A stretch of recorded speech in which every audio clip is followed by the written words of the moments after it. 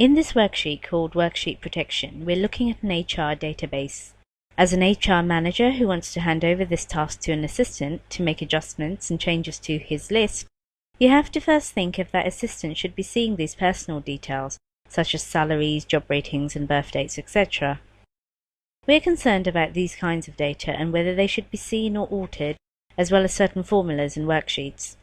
If you have lists of changes to be made and one is adjusting some of the hire dates, so the assistant looks at the hire dates and thinks this hire date should have been in 2000, so therefore this will be 13.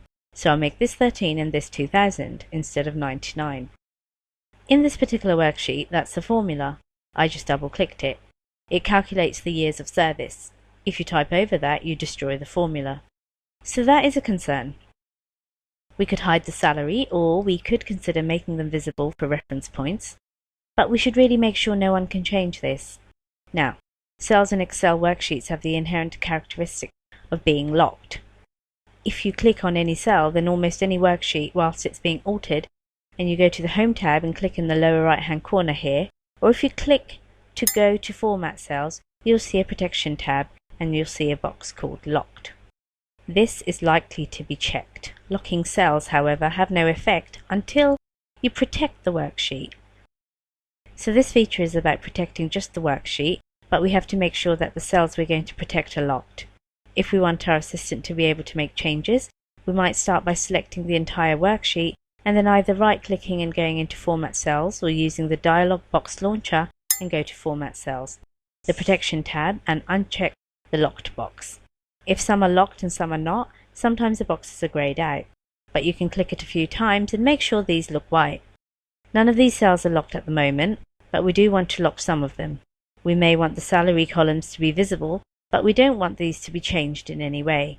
So we'll lock these cells. So right-click Format Cells and lock these. Click OK.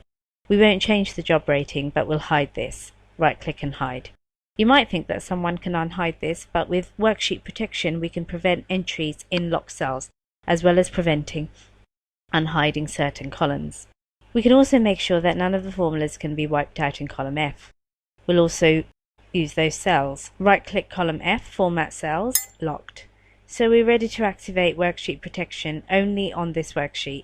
We go to the Review tab in the ribbon, choose Protect Sheet. I shall limit the ability to edit here.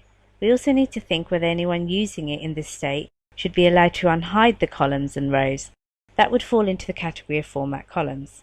If you want to allow any changes to be made, you must allow users to select the unlocked cells. Selecting the locked cells, if they got the box checked, they will be allowed to select the cells but not be allowed to make any changes to it.